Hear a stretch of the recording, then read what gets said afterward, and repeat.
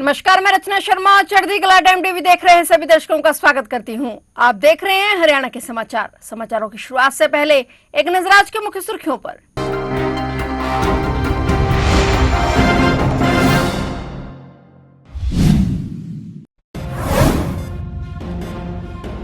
प्रदूषण मुक्त स्वच्छ हरियाणा बनाने में जुटी सरकार। सीएम सैनी की अध्यक्षता में हुई अहम बैठक। प्रदूषण मुक्त स्वच्छ हरियाणा बनाने के प्रयासों की हुई समीक्षा।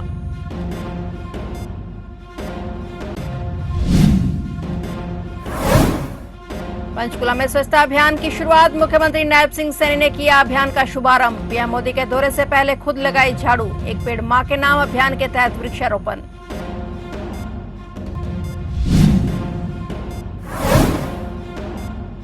भोपाल खत्री बने सीएम के स्पेशल अधिकारी। जारी हुआ आदेश। हरियाणा के मुख्यमंत्री कार्यालय में अहम नियुक्ति।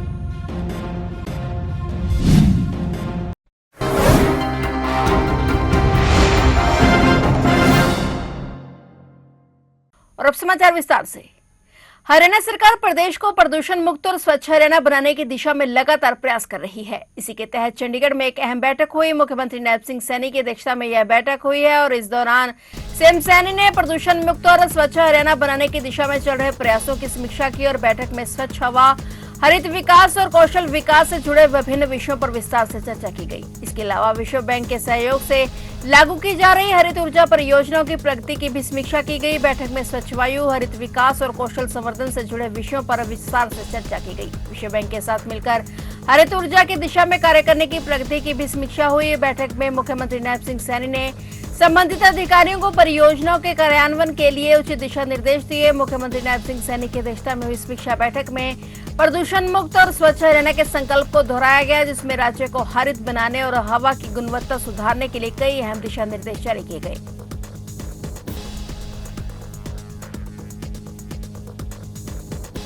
हरियाणा के मुख्यमंत्री नायब सिंह सैनी ने आज सोमवार को पंचकुला के सेक्टर 20 स्थित मार्केट से राज्यव्यापी स्वच्छता अभियान की शुरुआत की है। इस अवसर पर उन्होंने स्वयं झाड़ू लगाकर और कूड़ा उठाकर लोगों को स्वच्छता का संदेश दिया। कार्यक्रम के दौरान मुख्यमंत्री नायब सिंह सैनी ने एक पेड़ मां के नाम अभियान के तहत पौधारोपण भी किया और पर्यावरण संरक्षण के लिए अधिक से अधिक पेड़ लगाने का आह्वान किया। मुख्यमंत्री नायब सैनी ने पत्रकारों से बातचीत करते हुए कहा कि उन्होंने संकल्प लिया है कि वे जहां भी जाएंगे वहां कम से कम 100 पौधे लगाए जाएंगे। जलवायु परिवर्तन का प्रभाव पूरी दुनिया महसूस कर रही है और पिछले कुछ वर्षों में बड़े पैमाने पर पेड़ों की कटाई होने से पर्यावरण पर गंभीर असर पड़ा है। ऐसे में प्रत्येक नागरिक को पौधारोपण को जन आंदोलन बनाना चाहिए ताकि आने वाली पीढ़ियों को स्वच्छ और सुरक्षित वातावरण मिल सके। स्वच्छता अभियान को लेकर मुख्यमंत्री ने कहा कि प्रधानमंत्री नरेंद्र मोदी के स्वच्छ भारत के आह्वान के बाद देश भर में स्वच्छता के प्रति लोगों में व्यापक जागरूकता आई है। उन्होंने कहा कि स्वच्छता केवल सरकार की जिम्मेदारी नहीं बल्कि प्रत्येक नागरिक का कर्तव्य है। मुख्यमंत्री ने जानकारी दी कि हरियाणा में 13 से 17 अगस्त तक विशेष स्वच्छता अभियान चलाया जाएगा और इस अभियान के तहत प्रदेश के सभी जिलों में सफाई, जन जागरूकता और पर्यावरण संरक्षण से जुड़े कार्यक्रम आयोजित किए जाएंगे। इस दौरान मुख्यमंत्री ने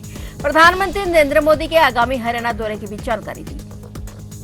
अभियान की आपने शुरुआत की है, खुद आपने सफाई की और लोगों से क्या अपील करना चाहेंगे?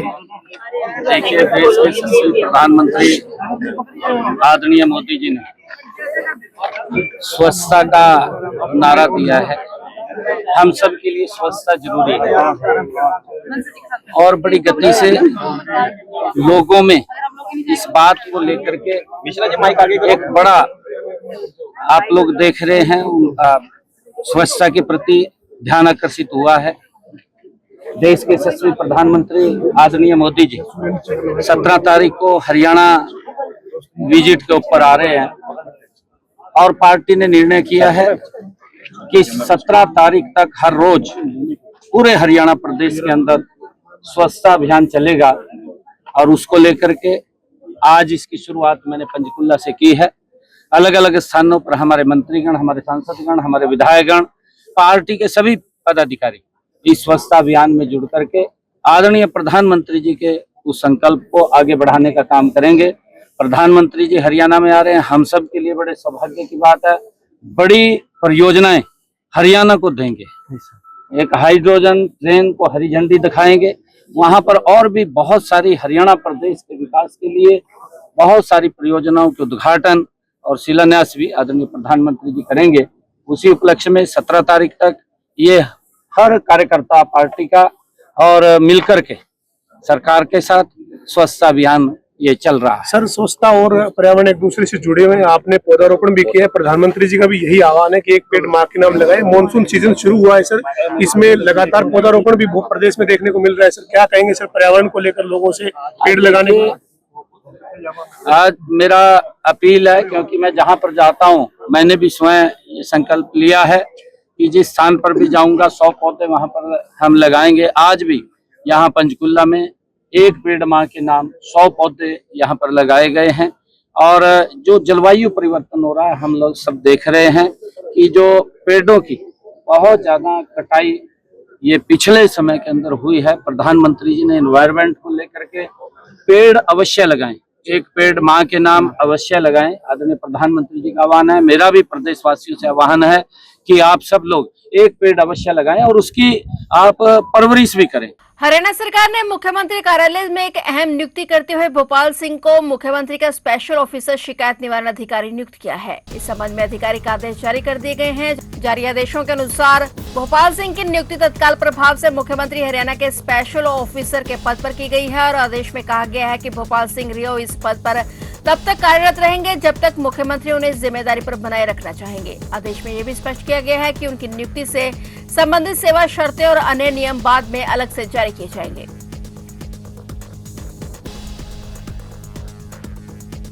हरियाणा में सामने आए लगभग 657 करोड़ रुपए के बहुचर्चित बैंक घोटाले की जांच में केंद्रीय अन्वेषण ब्यूरो सीबीआई ने बड़ा खुलासा किया है। अपनी जांच रिपोर्ट में सीबीआई ने आईडीएफसी फर्स्ट बैंक चंडीगढ़ के तत्कालीन ब्रांच मैनेजर रिभव ऋषि को पूरे षड्यंत्र का प्रमुख मास्टरमाइंड बताया है। रिपोर्ट के अनुसार बैंक के कुछ अधिकारियों और बाहरी सहयोगियों ने सुनियोजित तरीके से बैंकिंग प्रणाली में हेरफेर कर सरकारी विभागों के खातों से करोड़ों रुपए की अवैध निकासी की। सीबीआई के अनुसार तत्कालीन ब्रांच मैनेजर रिभव ऋषि, रिलेशनशिप मैनेजर अभय कुमार और अन्य आरोपियों ने मिलकर फर्जी डेबिट नोट, नकली हस्ताक्षर वाले चेक और बिना किसी वैध चेक के अनाधिकृत डेबिट एंट्री के जरिए रकम निकाली और इस लेन देन को बैंक के आंतरिक मेकर चेकर सिस्टम के माध्यम से मंजूरी दिलाई गई, जिससे कि वे वैध बैंकिंग प्रक्रिया का हिस्सा प्रतीत हो। सीबीआई का कहना है कि जिस चेक के आधार पर यह भुगतान दिखाया गया वह एचपीसीएल ने कभी जारी ही नहीं किया था। जांच एजेंसी इस पूरे घट नेटवर्क में शामिल अन्य व्यक्तियों की भूमिका की जांच पड़ताल में जुटी हुई है।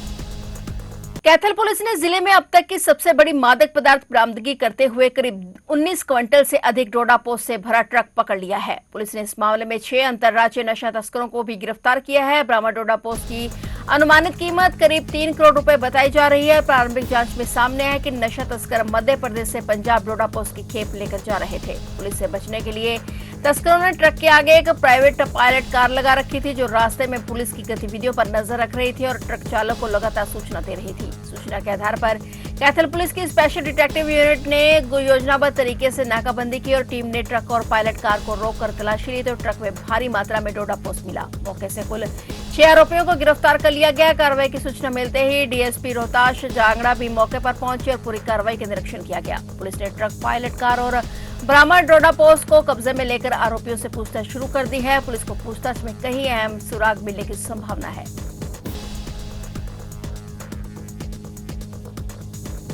प्रवर्तन निदेशालय ने सरकारी धन के कथित 590 करोड़ रुपए के महाघोटाले में बड़ी कार्रवाई करते हुए 16 करोड़ 63 लाख रुपए की चल और अचल संपत्तियों को प्रोविजनल अटैच कर लिया है। ये कार्रवाई धन शोधन निवारण अधिनियम पीएमएलए 2002 के तहत की गई है। जांच एजेंसी के अनुसार कुर्क की गई संपत्तियां घोटाले से अर्जित धन में से खरीदी गई थी और ईडी की जांच में सामने आया कि सरकारी खातों से धन निकालकर उसे निजी कंपनियों और अन्य माध्यमों में डायवर्ट किया गया। एजेंसी का दावा है कि इस रकम का इस्तेमाल रियल एस्टेट में निवेश, महंगे वाहनों की खरीद और अन्य संपत्तियां अर्जित करने में किया गया। ईडी के अनुसार कुर्क की गई अधिकांश संपत्तियां पंचकुला, चंडीगढ़ और आसपास के क्षेत्रों में स्थित हैं। जांच एजेंसी अब धन के अंतिम लाभार्थियों, शेल कंपनियों और अन्य संभावित निवेशों की भी पड़ताल कर रही है। ईडी का कहना है कि मामले में आगे और संपत्तियों की पहचान होने पर अतिरिक्त कुर्की की कार्रवाई भी की जा सकती है।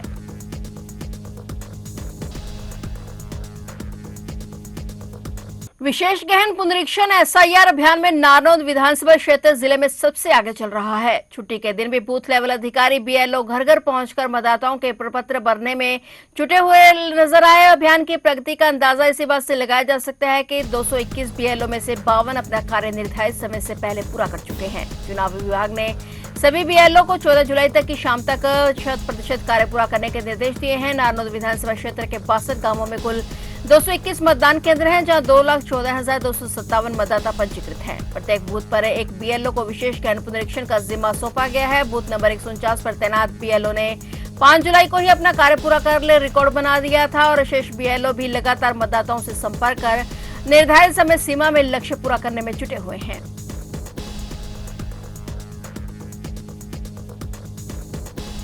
हरियाणा विधानसभा के पूर्व स्पीकर कुलदीप शर्मा ने संगठन को लेकर बड़ा बयान देते हुए कहा कि पार्टी की पिछली चुनावी हार का एक बड़ा कारण मजबूत संगठन का अभाव था। उन्होंने दावा किया कि वे अब कांग्रेस जिला, ब्लॉक और कार्यकारिणी स्तर पर संगठन को मजबूत कर रही है। साथ ही उन्होंने हरियाणा की कानून व्यवस्था, बेरोजगारी और भर्ती प्रक्रिया को लेकर भाजपा सरकार पर भी तीखा हमला बोला। उन्होंने कांग्रेस में गुटबाजी के सवाल को खारिज करते हुए कहा कि पार्टी में बड़े नेता जरूर हैं, लेकिन इसे गुटबाजी कहना सही नहीं है।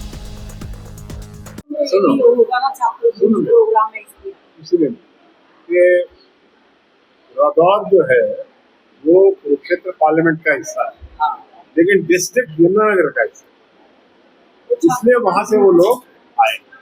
कि मेरी नजर में इसका मुख्य कारण, अगर आप समीक्षा करेंगे रिजल्ट्स की, तो बहुत कम परसेंटेज ऑफ वोट से हम हारे। और अगर हमारे पास संगठन होता, ऑलमोस्ट 2014 से नहीं यार, 2014 से हम हार रहे, संगठन होता तो ये गैप था, इसको संगठन के पदाधिकारी पूरा करते और संगठन की कमी मेरा ख्याल है। संगठन बन रहा है, हमारा सृजन प्रोग्राम चल रहा है, जिला अध्यक्ष बन चुके हैं, ब्लॉक अध्यक्ष बन चुके हैं, जिलाओं की कार्यकारिणियां बन चुकी हैं। इसको गुटबाजी के तौर पर नहीं देखा जा सकता कि संगठन इतना लंबे समय बाद। देखिए, एक मीडिया आप बहुत चतुराई से एक सवाल पूछ रहे हैं कि गुटबाजी का शब्द जो है कांग्रेस के अंदर नहीं है। आप मीडिया के लोग जो इस शब्द का इस्तेमाल करें, कांग्रेस में बहुत बड़े बड़े नेता हैं, उनकी अपनी अपनी महत्वाकांक्षाएं हुआ करती, किस दल में नहीं। तो दोनों विधायक अभी तक अनुपस्थित है अपनी समीक्षा बैठक में है जी। यमुनानगर जिला यमुनानगर के दोनों विधायक अनुपस्थित है आपकी समीक्षा बैठक में। क्या मेरे से बात हो चुकी है? हमारे एक तो विधायक सस्पेंडेड है सौठौरा से, और जो जगाधरी से विधायक है उनसे मेरी बात हो चुकी है। क्या बात हुई, क्या वजह रही उनकी आने की? विधायक को बहुत काम रहते हैं और संगठन के लोग अपना काम करते, सारा संगठन विधायक के पीछे थोड़ी घूमता है, विधायक थोड़ी वो अपना काम कर रहे हैं, हम अपना काम कर रहे हैं। भारतीय किसान यूनियन चिटोनी के ब्लॉक छछरौली और प्रतापनगर के किसानों की बैठक हुई। ब्लॉक अध्यक्ष राजकुमार और प्रतापनगर ब्लॉक प्रधान जगतार सिंह की अध्यक्षता में हुई मीटिंग में देश के किसान संगठनों ने मिलकर देश बचाओ मोर्चा बनाया है और जिसके तहत यमुनानगर जिले के किसान संगठन भारतीय किसान चिटोनी और शहीद भगत सिंह यूनियन के साथियों ने हिस्सा लिया और भारत अमेरिका ट्रेड डील के विरोध में देश के किसान संगठनों ने ऐलान किया है कि 15 जुलाई को देश भर में मोटरसाइकिल यात्राएं निकालकर डीसी साहब को प्रधानमंत्री के नाम ज्ञापन दिए जाएंगे। उन्होंने कहा कि अगर अमेरिका के साथ भारत सरकार कृषि संबंधित कोई एमओयू करती है तो उसके तहत बिना किसी टैक्स के अमेरिका के भारत में आएंगे तो भारत के किसानों की बर्बादी तय है। जो देश के सभी किसान संगठनों ने मिलकर देश को बचाने के लिए एक साझा मोर्चा बनाया है, देश बचाओ मोर्चा। उसके तहत जो अमेरिका के साथ ट्रेड डील होने जा रही है उसके विरोध में पूरे देश के किसान संगठन इकट्ठे होकर लड़ाई लड़ रहे हैं। तो उसी के तहत 2 प्रोग्राम दिए गए हैं। एक 15 तारीख को मोटरसाइकिलों पर गांव दर यात्राएं निकाली जाएंगी, जागृति यात्राएं, किसानों को जागृत किया जाएगा, इस ट्रेड डील के विरोध में बताया जाएगा कि ये क्या है, कैसे किसान को नुकसान होगा। और फिर मोटरसाइकिल यात्रा निकालते हुए बिलासपुर ब्लॉक के साथी बिलासपुर से इकट्ठे होकर यहां से अनाज मंडी में इकट्ठे होंगे और यहां से मोटरसाइकिल यात्रा लेकर अपना काफिला लेकर जो है कैल कचरा प्लांट पर इकट्ठे होंगे और वहां से डीसी साहब को ज्ञापन दिया जाएगा। फिलहाल हरियाणा के समाचारों में इतना ही और नए समाचारों के साथ फिर से हाजिर होंगे। तब तक के लिए देखते रहिए चढ़ती कला टाइम टीवी।